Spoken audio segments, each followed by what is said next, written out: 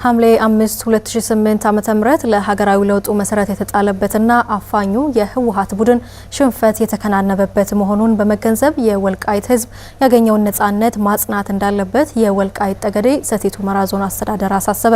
ዝክረ ሐምሌ 5 2008 ዓ.ም 10ኛ ዓመት በአማራ ክልል ወልቃይት ጠገዴ ሰቲት ሁመራ ዞን በሰቲት ሁመራ ከተማ በፓናል ውይይት ተከብሯል። አምሳሉ አሞኘ ዝርዝር ዘገባ አለው።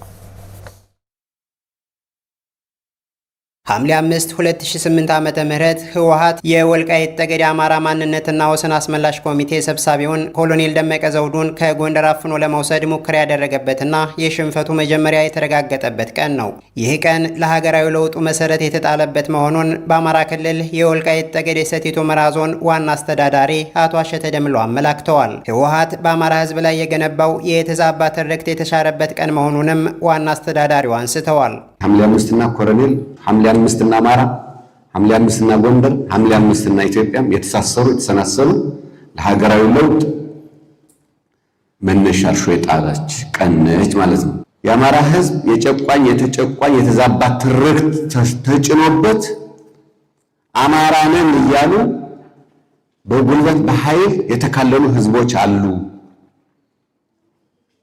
ስለዚህ አንድ የተዛባውን ትርክት የሻረች ናት ሐምሌ 5። ህወሓት ኢትዮጵያንና የትግራይን ህዝብ ችግር ውስጥ የከተተ ኃይል መሆኑን ያስረዱት ደግሞ የወልቃይት ጠገዴ አማራ ማንነትና ወሰን አስመላሽ ኮሚቴ ሰብሳቢና የዞኑ ምክትል አስተዳዳሪ ኮሎኔል ደመቀ ዘውዱ ናቸው። ሐምሌ 5 የህወሓትን የከፋፋይነት አስተሳሰብ ያስወገደ ቀን ነው ብለዋል።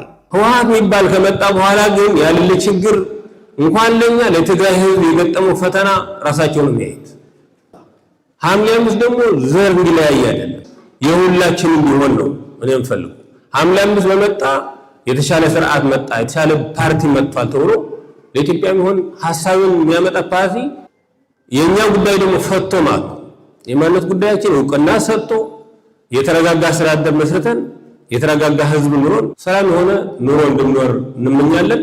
ቀኑ የእጅ አልሰጥም ባይነት ታሪክ በኮሎኔል ደመቀ ዘውዱ የተደገመበት ነው ያሉት የወልቃይት ጠገዴ አማራ ማንነትና ወሰን አስመላሽ ኮሚቴ እሴትና ባህል ግንባታ ዘርፍ ኃላፊ ዶክተር ገሰሰ ወንድም የወያኔ አፋኝነት የተሸነፈበት መሆኑንም አስረድተዋል።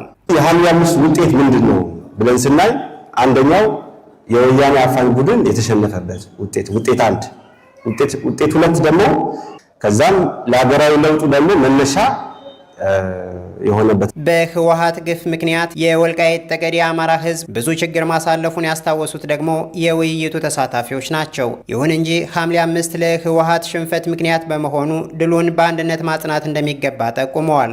ብዙ የወልቃይት ጠገዴና አማራ ህዝብ የሞተበት፣ የተሰደደበት፣ የታፈነበት፣ በባህሉ እንዳይጫወት በባህሉ እንዳይናገር የተከለከለበት ዘመን ሐምሌ 5 ብቅ ብሎ የነጻነትን ፋና ወዲ በሆኑት በኮሎኔል ደመቀ አማካኝነት ስለተገኘ ከፍተኛ ክብር ሊመሰገን የሚገባ ነው።